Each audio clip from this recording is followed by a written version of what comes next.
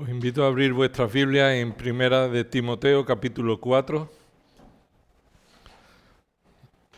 Primera de Timoteo, capítulo 4. Continuaremos en la voluntad del Señor esta mañana con la exposición de su palabra y rogando que el Espíritu Santo obra en nuestras vidas para transformación de nuestra mente, alma y corazón, espíritu y todo nuestro ser, para ser transformado como Cristo, para nuestra santificación. Primera de Timoteo capítulo 4. Quisiera que leyéramos todo el capítulo de nuevo para refrescar nuestra mente en esta mañana. Pero el Espíritu dice claramente que en los últimos tiempos algunos apostatarán de la fe, prestando atención a espíritus engañadores y a doctrina de demonios, mediante la hipocresía de mentirosos que tienen cauterizada la conciencia, prohibiendo casarse y mandando abstenerse de alimentos que Dios ha creado para que con acción de gracias participen de ellos los que creen y que han conocido la verdad. Porque todo lo creado por Dios es bueno y nada se debe rechazar si se recibe con acción de gracias, porque es santificado mediante la palabra de Dios y la oración. Al señalar estas cosas a los hermanos, serás un buen ministro de Cristo Jesús, nutrido con las palabras de la fe y de la buena doctrina que has seguido. Pero nada tengas que ver con las fábulas profanas propias de viejas. Más bien, disciplínate a ti mismo para la piedad. Porque el ejercicio físico aprovecha poco, pero la piedad es provechosa para todo, pues tiene promesa para la vida presente y también para la futura. Palabra fiel es esta y digna de ser aceptada por todos, porque por esto trabajamos y nos esforzamos, porque hemos puesto nuestra esperanza en el Dios vivo, que es el Salvador de todos los hombres, especialmente de los creyentes. Esto manda y enseña. No permitas que nadie menosprecie tu juventud. Antes, sé ejemplo de los creyentes en palabra, conducta, amor, fe y pureza. Entre tanto que llego, ocúpate en la lectura de las Escrituras, la exhortación y la enseñanza. No descuides el don espiritual que está en ti, que te fue conferido por medio de la profecía con la imposición de manos del presbiterio. Reflexiona sobre estas cosas. Dedícate a ellas para que tu aprovechamiento sea evidente a todos. Ten cuidado de ti mismo y de la enseñanza. Persevera en estas cosas, porque haciéndolo asegurarás la salvación tanto para ti mismo como para los que te escuchan.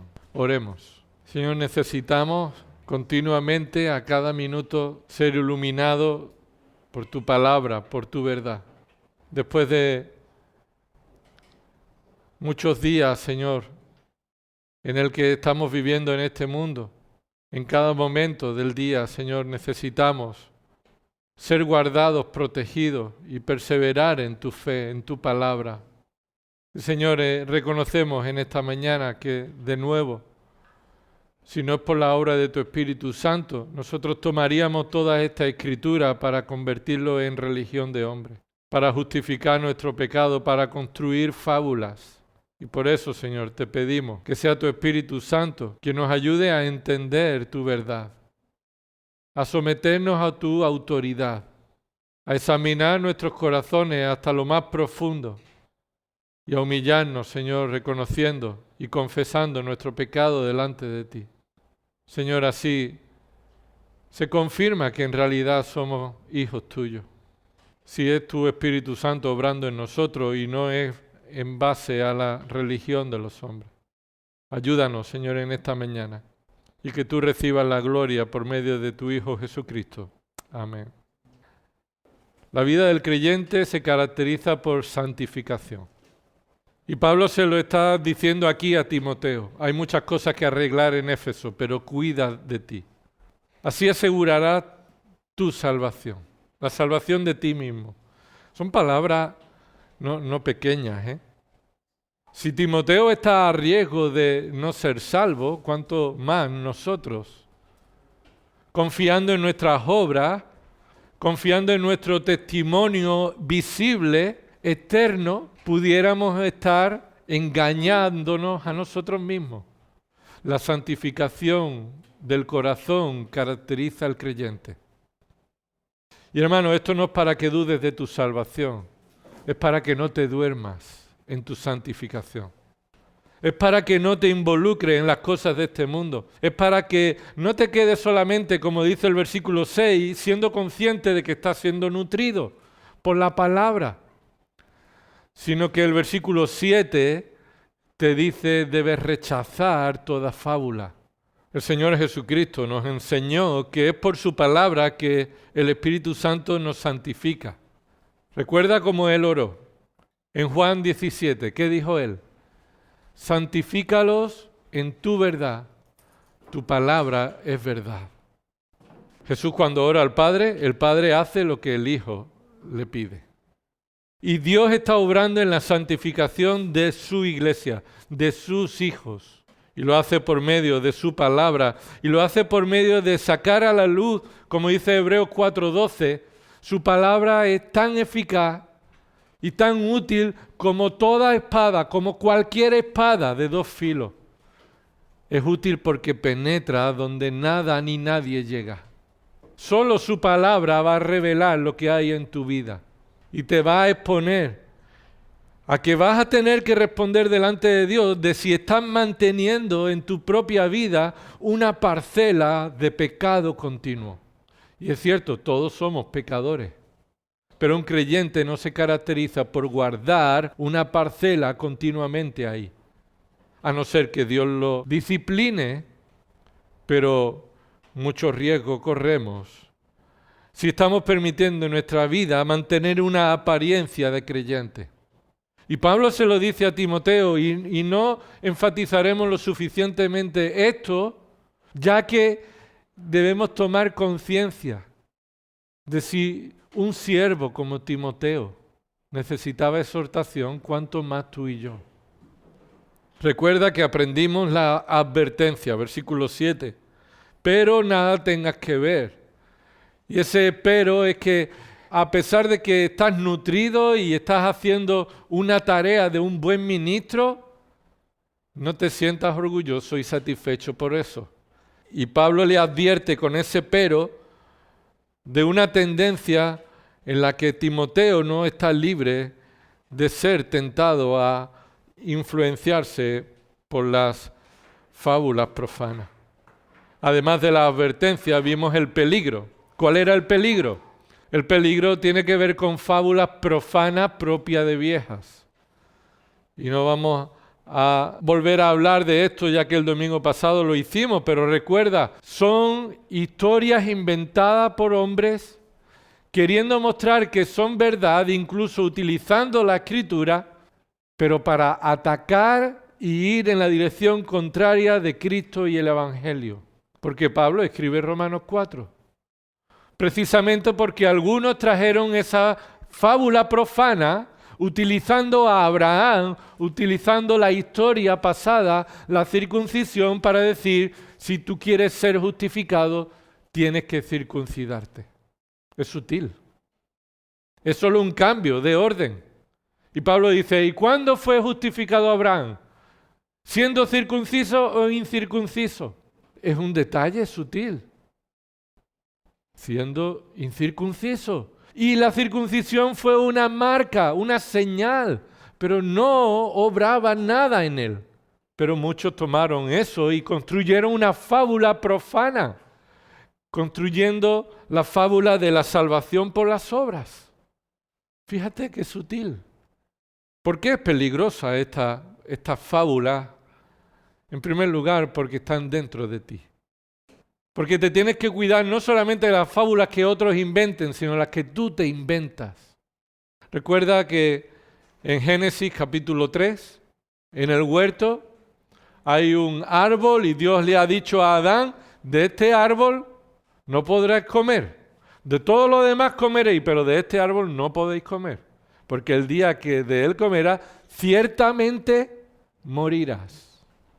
Llega al capítulo 3, versículos 4 y 5. Y llega la astucia, la serpiente astuta, y construye una fábula. ¿La fábula cuál es? Utilizar las mismas palabras que Dios, pero torciéndolas. Y él dice, ciertamente no moriréis, pues Dios sabe que el día que de él comáis, serán abiertos vuestros ojos y seréis como Dios conociendo el bien y el mal. Más adelante dice Dios, el hombre se ha convertido como nosotros, conociendo el bien y el mal.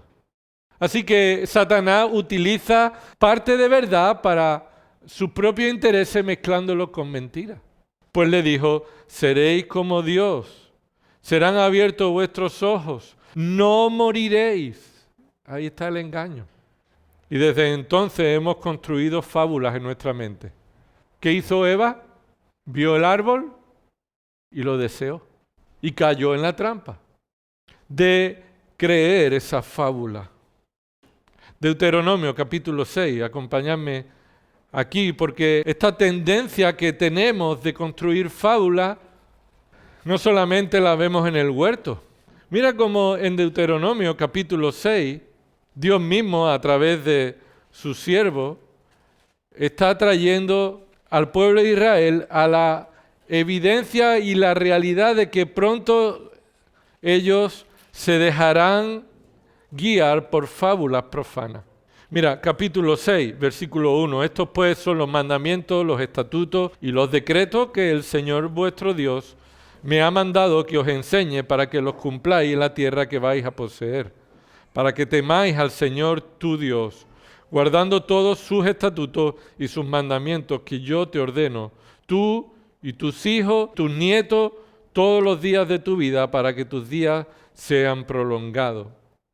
Escucha pues, oh Israel, y cuida de hacerlo, para que te vaya bien y te multipliques en gran manera en una tierra que mana leche y miel, tal como el Señor, el Dios de tus padres, te ha prometido. Escucha, oh Israel, el Señor es nuestro Dios, el Señor uno es. Amarás al Señor tu Dios con todo tu corazón, con toda tu alma, con toda tu fuerza.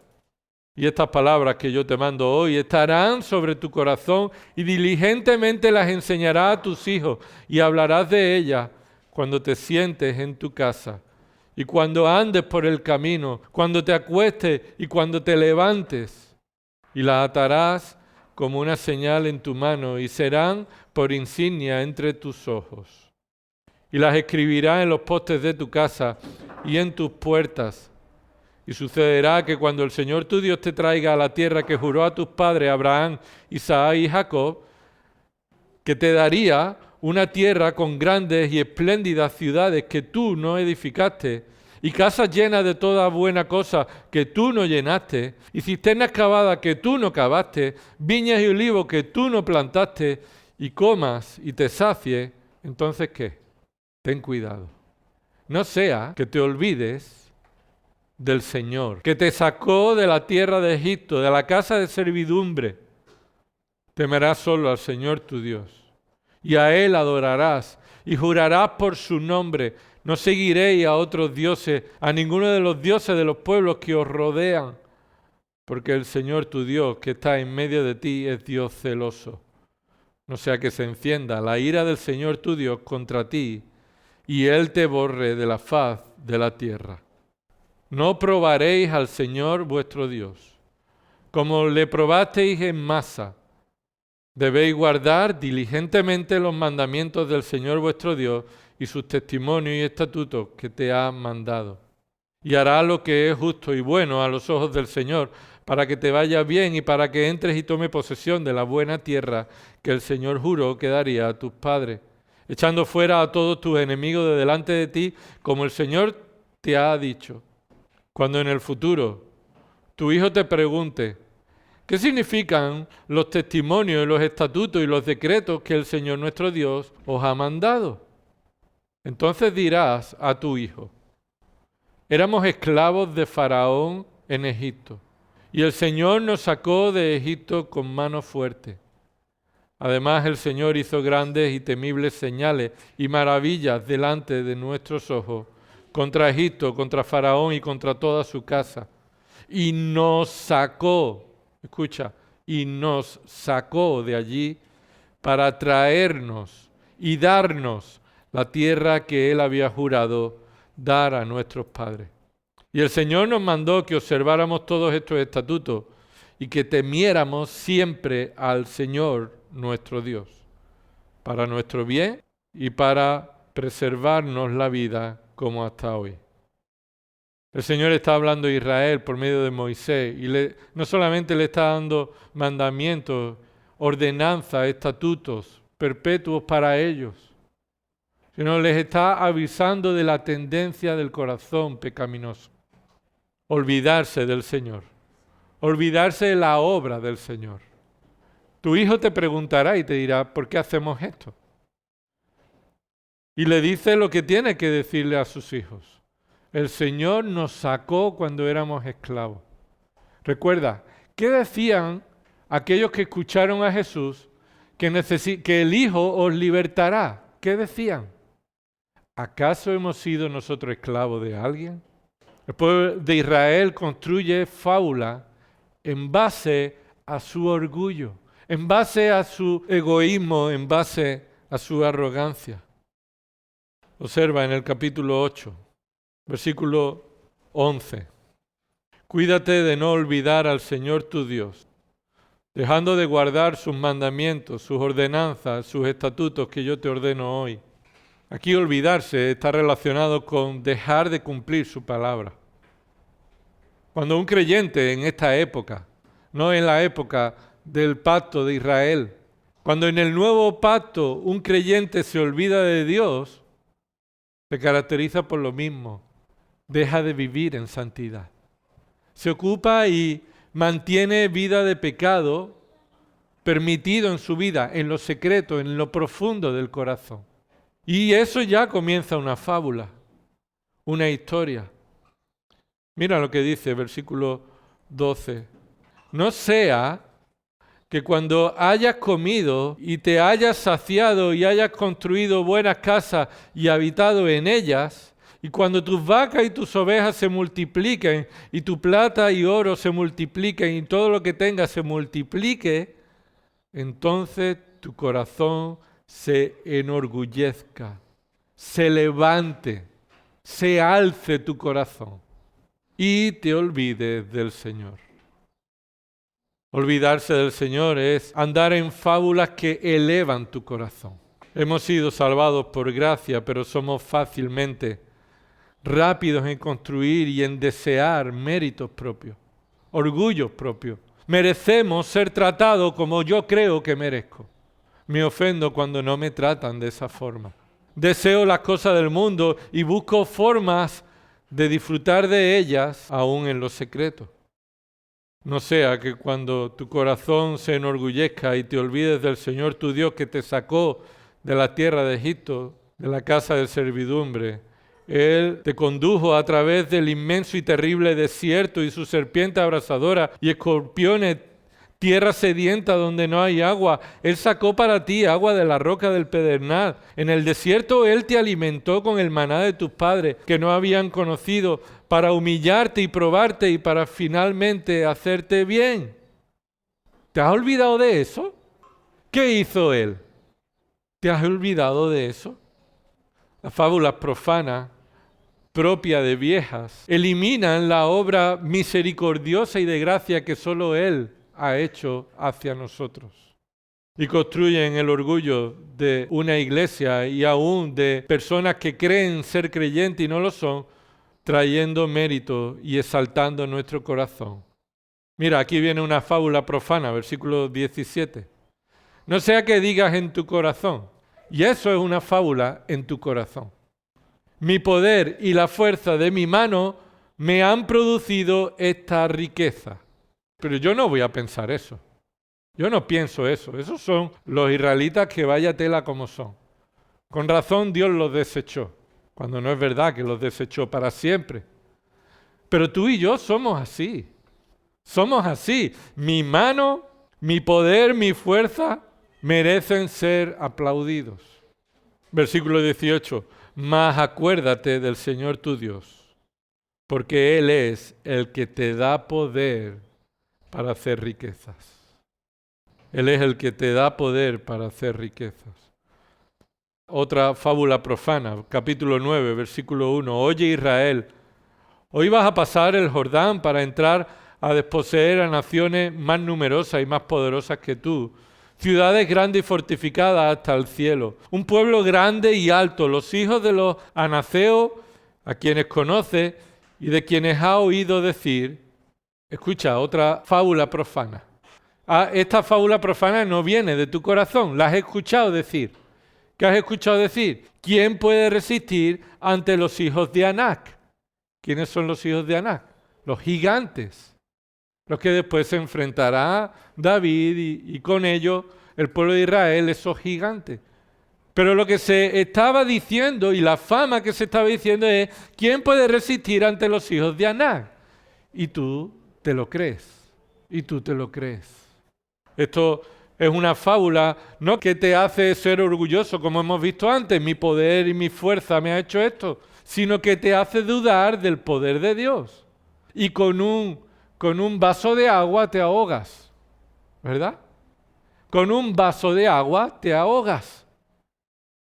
Y te crees que las cosas que suceden en tu vida, porque las personas que no tienen a Cristo no pueden soportarlas, tú tampoco puedes. No puedes enfrentarla. Cristo no es suficiente para ayudarte en cualquier situación. Y eso es lo que nos creemos con estas fábulas profanas. Ahora se corrige. De nuevo, versículo 3. Comprende pues hoy que es el Señor tu Dios el que pasa delante de ti. Delante de ti significa Él abre camino, Él va a vencer al enemigo. ¿Y cómo pasa delante de ti? Como fuego consumidor. Él los destruirá y los humillará delante de ti para que los expulse y los destruya rápidamente, tal como el Señor te ha dicho. De nuevo, fábula profana. Dudar del poder de Dios, temer las dificultades de la vida. Y se nos corrige, comprende esto, el Señor es poderoso para librarte.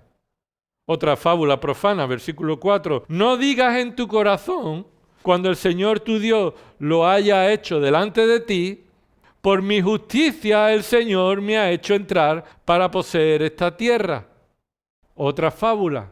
Y no viene de fuera, de nuevo viene en un contexto en el que Dios te va a librar del enemigo, y cuando Dios te libra del enemigo, entonces tú aprovechas lo que Dios ha hecho para ti para decir, me lo merezco. Es por mi justicia que Dios lo ha hecho. Soy mejor que ellos. Me lo merezco. Dios me trata así porque yo lo merezco. Versículo 4 dice ahí, sino que a causa de la maldad de estas naciones que el Señor las expulsa de delante de ti. Así que Dios corrige y dice, no has vencido porque tú seas justo, sino porque Dios está castigando la maldad de ellos. A ti también te tenía que castigar, pero tiene misericordia de ti. Estos son ejemplos de fábulas profanas que nos creemos, que condicionan nuestra vida y que están profanando. Y sigue corrigiendo el versículo 6. Comprende pues que no es por tu justicia que el Señor tu Dios te da esta buena tierra para poseerla, pues eres un pueblo, ¿de qué? ¿Qué dice en tu Biblia? De dura cerviz. Eres un cabeza dura. Yo sé quién eres tú. Yo te he salvado a pesar de cómo eres tú. Y las bendiciones que yo te doy no son las que tú mereces, son las que recibes por gracia. Recuerda, recibir por gracia es recibir un bien que no merecía, sino merecía todo lo contrario. Estas son la gravedad de las fábulas profanas que Israel creía y que tú y yo construimos día a día. Continuamos construyendo fábulas. ¿Cuántas veces has dicho en tu cabeza, es que yo no me merezco esto? ¿Y por qué yo tengo que sufrir tanto? Versículo 7, acuérdate, no olvides ¿Cómo provocaste a la ira del Señor tu Dios en el desierto? Y así que Dios le trae memoria. ¿Quieres que te recuerde cómo eres en verdad? ¿Cómo vas a decir una fábula tan profana como esto?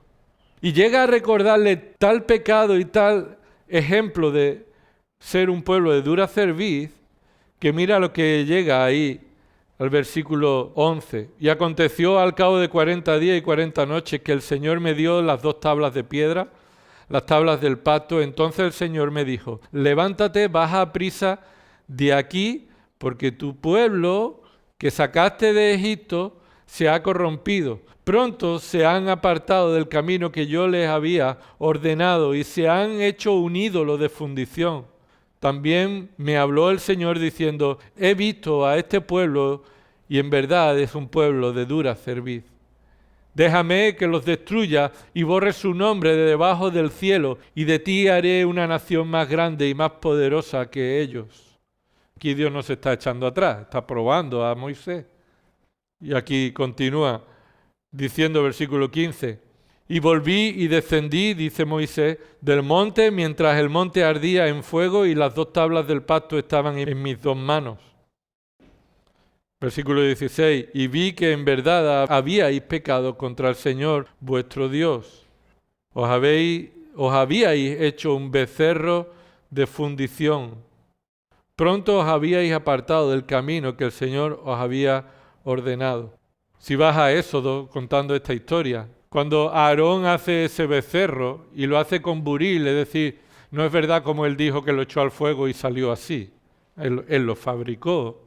Aarón le dijo, Israel, este es tu Dios que te sacó de Egipto. No dijo que el becerro lo sacó, sino que el becerro representa al Dios verdadero. Ahora la pregunta aquí, versículo 16. Os habíais hecho un becerro de fundición. La pregunta es, ¿a quién habla Moisés en este momento? El viernes nos decía Gersón que el Levítico estaba escrito ¿para quién? Para Israel, sí, pero diferenciemos. ¿La primera o la segunda generación? La primera generación fue escrito el Levítico. ¿Quiénes fueron los que hicieron el becerro? Esa generación, la primera generación. ¿A quién escribe Deuteronomio? A la segunda generación. A la generación que va a entrar a poseer la tierra. Aquellos que cuando se hizo el becerro ellos eran niños. Pero escucha lo que dice el versículo 16. Os habíais hecho un becerro, aun cuando ellos eran niños. Lo que aquí Moisés está diciendo es la tendencia del ser humano. La tuya y la mía. No somos diferentes a los amorreos, a los filisteos, ni somos diferentes a los judíos. Tenemos la tendencia de construirnos ídolos, de inventarnos fábulas para arraigar y mantener todavía sembrado en nuestro corazón el pecado que debíamos arrancar. Por eso Pablo le dice a Timoteo, no tengan nada que ver. En Deuteronomio hay muchas de estas fábulas. Pudiéramos pegarnos aquí hasta la tarde viendo todas estas fábulas. Y te animo a que puedas leerlo. Y Dios mismo le dice, no sea que digas en tu corazón o escuches que digan, y todos son fábulas. Ahora, ¿es tan grave que estas fábulas sean una profanación? Cuando podemos concluir que una doctrina ha sido una profanación a la santa palabra de Dios, ¿qué es lo que debemos hacer? Mira, volvamos a 1 de Timoteo. Y después de ver ciertos ejemplos allí en Deuteronomio, volvamos a 1 de Timoteo. Las fábulas profanas, las doctrinas profanas, hace de las obras del hombre su esperanza. Hace de las obras del hombre su esperanza. Hace del pecado una faltilla de comportamiento. Hace de la fidelidad un mérito propio. Mira 1 de Timoteo, capítulo 1, versículo 12. Doy gracias a Cristo Jesús, nuestro Señor, que me ha fortalecido porque me tuvo por fiel poniéndome en el ministerio. La fidelidad se le atribuye a Pablo no en base a sus méritos, a su esfuerzo. Pero Pablo escribe esto enfrentando las fábulas que construimos en nuestra mente y que hace de nuestra fidelidad nuestro mérito. Yo ofrendo, yo asisto, yo leo, yo esto, yo lo otro. Y haces de todo eso un mérito propio. Las fábulas hacen de la fidelidad un mérito propio. Las fábulas hacen de la misericordia una recompensa. Que Dios tenga misericordia, la fábula lo convierte en una recompensa que yo merecía. Cuando en realidad la misericordia es no recibir el mal que yo sí merezco. Y no recibo el mal que merezco por gracia, por misericordia. Mira el versículo 13 aquí, 1 Timoteo 13. Aún habiendo sido yo antes blasfemo, perseguidor y agresor, sin embargo se me mostró misericordia. A veces escuchas y lees en la Escritura, alcancé misericordia. Pero eso no significa que yo he tenido méritos para recibir misericordia. Este es el sentido. Se me mostró misericordia. A pesar de quién era yo. ¿Pablo lo escondió? Pablo dijo que él tenía méritos y tenía razones para recibir misericordia. ¿Por qué dice Pablo esto aquí? Porque las fábulas profanas hacen de la misericordia una recompensa. Esto es continuamente.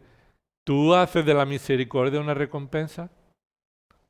¿Tú haces de tu fidelidad tu mérito? Otra manera en la que las fábulas profanas estropean o profanan la sana doctrina, la sana palabra de Dios, hace de la gracia una deuda. Hace de la gracia una deuda.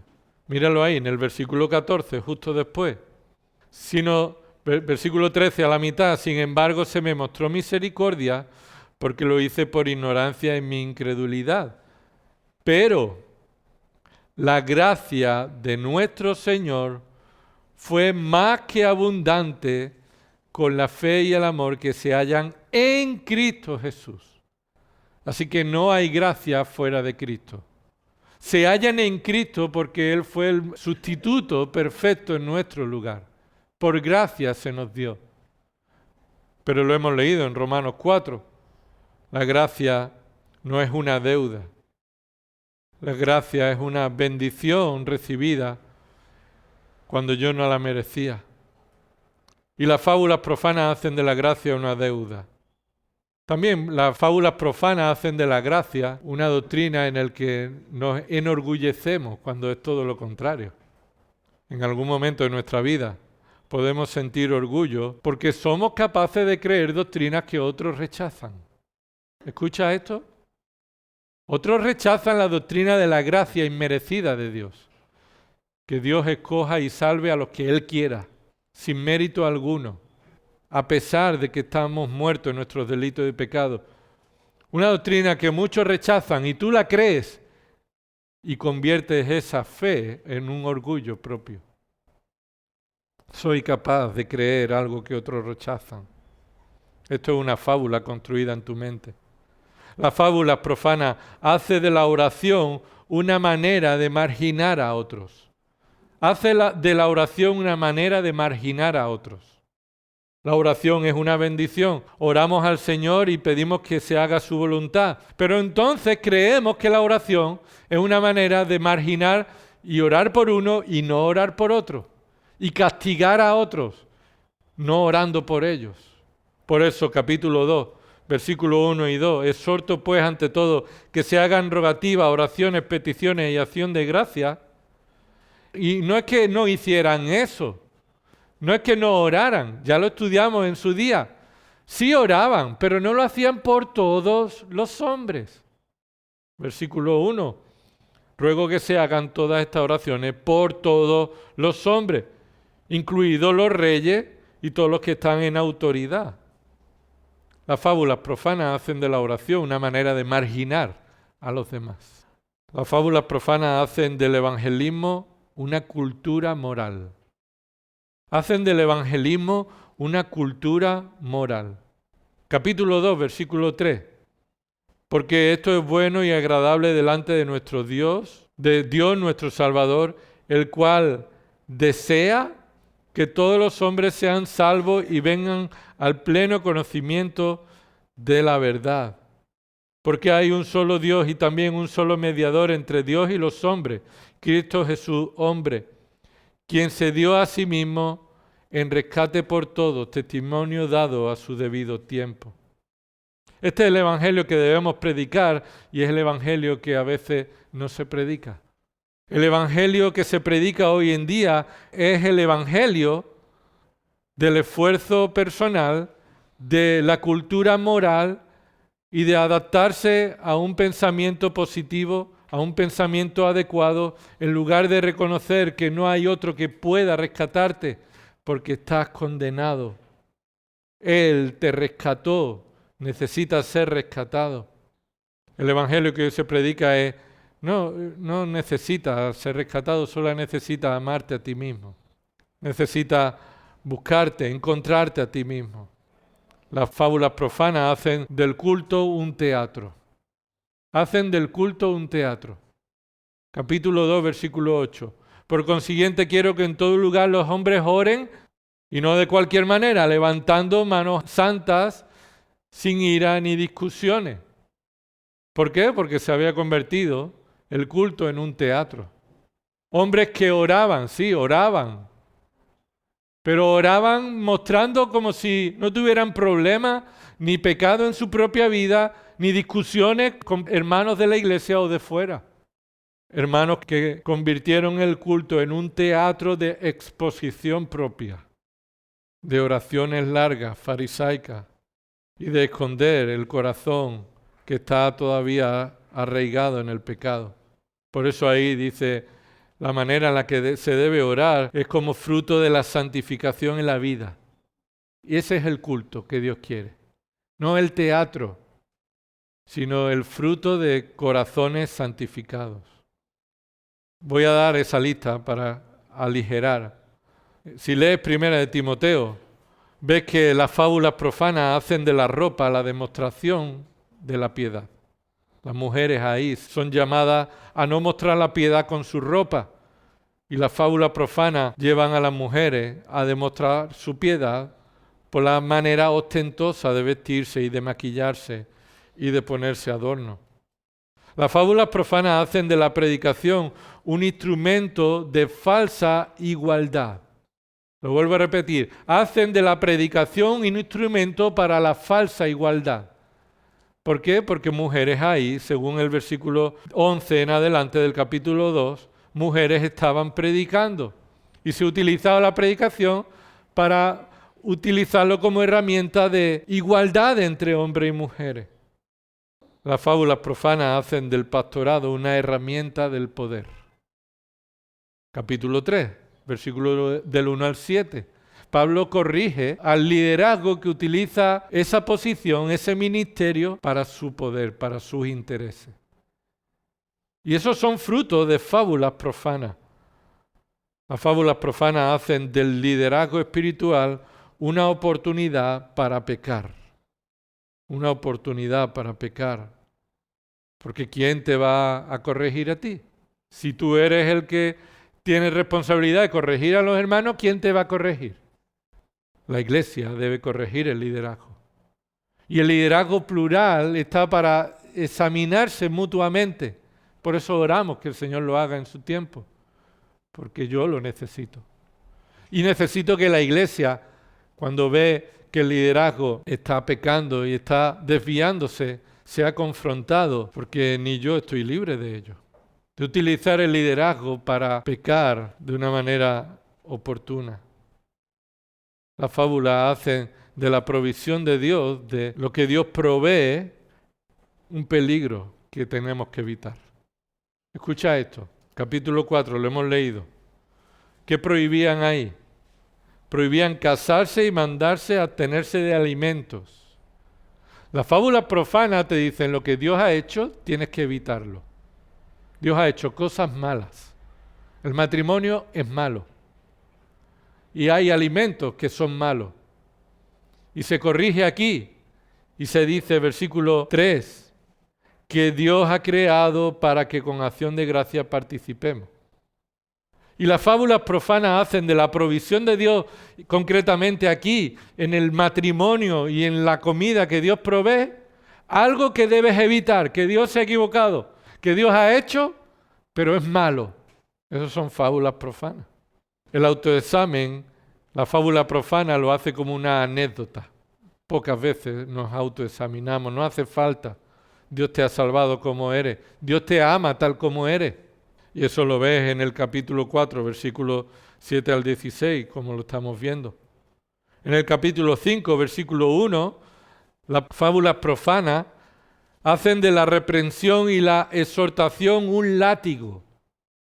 Exhortar y reprender se convirtió en un látigo. Por eso el capítulo 5 dice, no reprenda con dureza al anciano. ¿Por qué? Porque se solía hacer eso, reprender con dureza, como un látigo. Eso no significa que a veces la exhortación y la reprensión implica decir cosas verdaderas que son duras. Pero aquí el sentido es innecesariamente con la intención de hacer daño. Con la intención de hacer daño. La fábula profana hace del cuidado familiar una carga. Cuidar a tu viuda, esto es una carga. Y por eso en el capítulo 5, versículo 8, dice que son peores que los incrédulos aquellos que no proveen para los suyos, especialmente para los de su casa. Pero la fábula profana, recuerda que dijo Jesús que algunos de los fariseos decían, oye, yo tengo que honrar a mi padre y a mi madre, pero todo lo que yo ofrende al Señor ya cumple esa deuda. Y hacen del cuidado de la viuda o de los familiares una carga. Pero no solamente eso, versículos 11 y 15 del capítulo 5, la fábula profana hace del estado civil una oportunidad para seguir a Satanás. Hace del estado civil una oportunidad para seguir a Satanás. Y ellos estaban en el estado civil de viuda y se aprovechaban para hacer las cosas de Satanás. Seguir las fábulas y las prácticas pecaminosas. Capítulo 5, versículos 15 y 16. La fábula profana hace de la ayuda a la viuda una forma de financiar el pecado. Mira, ahí en el versículo 15 y 16, pues algunas ya se han apartado para seguir a Satanás. Si alguna creyente tiene viuda en la familia, que las mantenga y que la iglesia no lleve la carga para que pueda ayudar a las que en verdad son viudas. Aquí lo que Pablo está diciendo, la iglesia no debe financiar a las viudas que van en el pecado. No puede financiar con la ayuda de una supuesta necesidad a alguien que va a estar practicando el pecado. Y las fábulas profanas hacían de la ayuda a la viuda una forma de financiar el pecado. Las fábulas profanas hacen de la disciplina un castigo innecesario. No necesitamos castigar. Pero en el capítulo 5, versículo 19, a los que continúan en pecado, ¿y a quién se refiere ahí? Versículo 19, no admita acusación contra un anciano. ¿A quién se refiere? Uno que es un pastor. Uno que es un pastor, un anciano, un obispo. Dice, no admita acusación contra un anciano. Pero no termina el versículo ahí. No se protege a los ancianos y que no pueden ser acusados, sino que deben ser acusados de una manera concreta. Dice, a menos que haya 2 o 3 testigos. A menos que haya 2 o 3 testigos. Aquí Pablo está cuidando y protegiendo el liderazgo, pero no permitiéndoles que anden en pecado, sino no somos irreprensibles, es decir, no somos que no podemos ser reprendidos. Debemos ser irreprensibles no dando motivo para ser reprendidos. Pero si yo doy motivo para ser reprendido, hermano, 2 o 3 de vosotros que vengan a mí, juntos, y que expongan a mi corazón el pecado que hay en mí. Versículo 20 dice, y a los que continúan en pecado, esto es, los ancianos que después de ser reprendidos por 2 o 3 testigos continúan en pecado, repréndelos en presencia de todos para que los demás tengan temor de pecar. ¿Y por qué Pablo dice esto? Sencillamente porque no se hacía. Porque las fábulas profanas alimentan que la disciplina es un castigo innecesario, que no se puede castigar, y aquí ni mucho menos al liderazgo. Y el liderazgo debe ser expuesto aún también a la disciplina delante de Dios. ¿Qué debemos hacer ante esto? Hay un mandato. Capítulo 4, versículo 7. Hay un mandato. Ahí está en ese orden, pero nada tengas que ver. Ese nada tengas que ver Recuerda que el domingo pasado dijimos que está al final de la exhortación, al final de la palabra.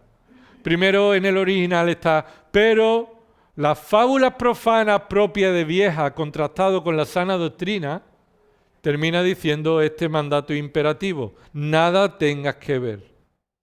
Nada tengas que ver.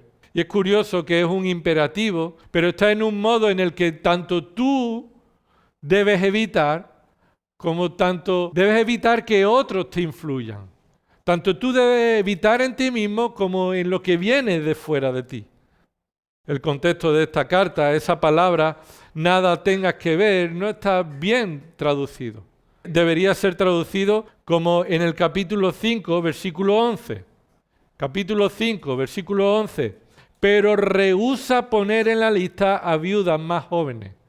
Esa palabra rehúsa es la misma palabra que Pablo utiliza de cómo debemos responder ante las fábulas profanas propias de viejas que aparecen en tu mente, en tu corazón. Rehúsa, niégate a ellas, no las pongas en la lista, rechaza.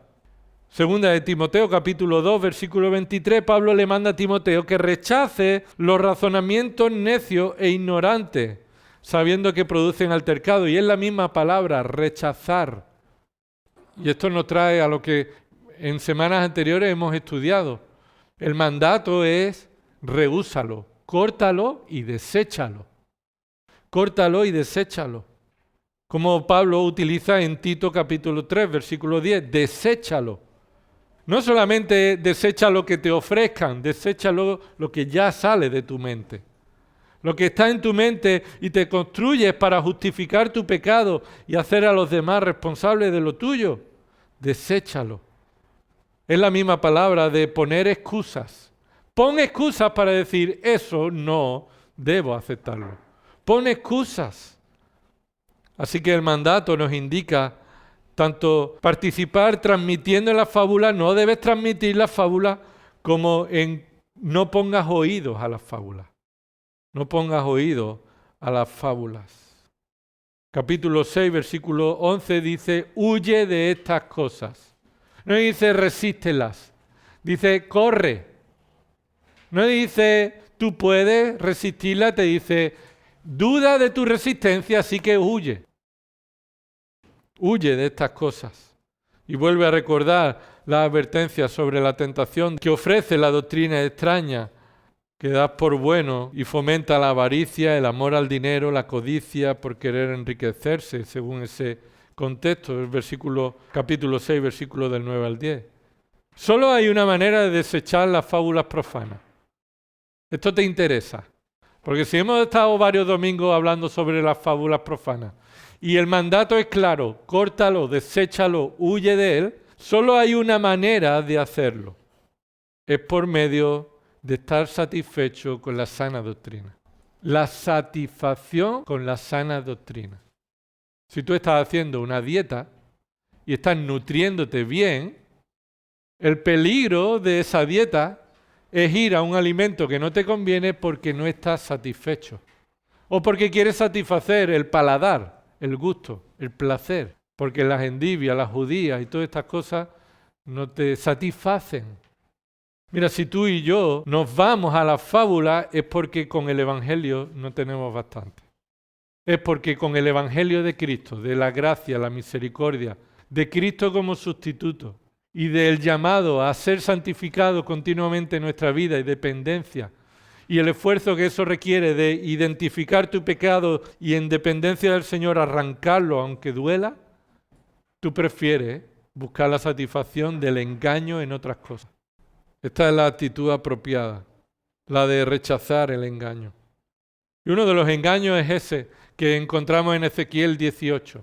Y lo lees en tu casa, Ezequiel 18. Y Dios dice, no se dirá más en Israel este dicho. Y eso era una fábula profana. ¿Qué era el dicho? Que los padres comieron uvas agrias, silvestres, y fueron los niños los que tuvieron dentera. Es decir, los que sufrieron las consecuencias. Eso se estaba diciendo en Israel. Israel estaba siendo castigada. Y esos decían, estamos siendo castigados por culpa de nuestros padres. Y decían, este dicho, Mi padre comió las uvas agrias y ahora somos nosotros los que sufrimos las consecuencias. Y Dios dice, no se dirá más este dicho. ¿Y qué corrige el dicho? El alma que pecare, esa morirá. Y te pone ahí 3 ejemplos de 3 generaciones. Un hombre que es pendenciero, pecador, engañador, que no presta, que retiene lo que se le prestó, es defraudador y asesino. Ese hombre morirá por su pecado. Pero este hombre tiene un hijo y su hijo no anda por los caminos del Padre. Y ese hijo teme al Señor y anda en sus caminos. Ese hijo no morirá por el pecado del Padre. Ahora ese hijo, segundo hijo, tiene un tercero, el nieto. Y ahora este anda de nuevo por los caminos como su abuelo. Por su padre justo, este hijo no va a vivir. Este hijo morirá por su pecado. A veces utilizamos esto a día de hoy. Es que yo soy así por lo que sufrí en mi pasado. Por lo que sufrí en mi historia. Y he pasado esto en mi niñez, en mi matrimonio, en mi familia, en mi trabajo, en esto y lo otro. Y con razón yo soy así. Y eso es solamente la excusa para no hacernos responsables de nuestro pecado. Y para no acudir al Evangelio, que es lo único que puede limpiarnos, salvarnos, santificarnos. Hermano, Dios te ha salvado para tu santificación. Eso es lo que a Dios le agrada. Que seamos santos y no andemos en fábula. Que veamos a Cristo como nuestro sustituto y aquel que intercede por nosotros, en quien hemos recibido la reconciliación, hemos sido rescatados. Y Cristo continúa haciendo su obra en nosotros. Rehúsa todo esto que te viene de fuera y que está en tu corazón. Debes disciplinarte para la piedad, y eso lo veremos en los próximos domingos. Debes disciplinarte. Esto no es un huevo que se echa a freír, como se suele decir. Requiere tu esfuerzo. Tu mayor esfuerzo debe ser puesto en tu santificación. La santificación no viene por ciencia infusa o por inducción como las placas de inducción. No viene por tu esfuerzo en dependencia del Espíritu, porque si no, no es posible. Esfuérzate para la piedad, para tu santificación, para aplicar en tu vida la voluntad de Dios. Oremos. Señor, gracias por tu palabra y gracias porque continúa siendo fiel, verdadera, aplicable, útil para nosotros. Así como Israel construía sus fábulas y como cada hombre sigue construyendo sus fábulas, Señor, necesitamos estar satisfechos con tu palabra. Y necesitamos reconocer que no hay nada en nosotros que merezca la salvación, ni aun cuando ya hemos sido salvados. Aún, Señor, hay mucho en nosotros que tú debes limpiar. No permitas, Señor, que en tu iglesia el pecado encuentre un lugar en el que se encuentre cómodo. O el pecador se encuentre cómodo pecando. Señor, te pedimos que tú santifiques nuestras vidas, empezando por el liderazgo y continuando por el resto de hermanos como estamos viendo en esta carta. Y te pedimos, Señor, que esto sea realidad para que seamos testimonio de tu verdad, visible de vidas transformadas, para que Cristo sea exaltado entre nosotros, para que Cristo sea honrado, para que el único y trino Dios se lleve toda la gloria. Y eso oramos, Señor. Que tú hagas lo necesario para que nosotros estemos disciplinados en la piedad. En el nombre de Cristo Jesús. Amén.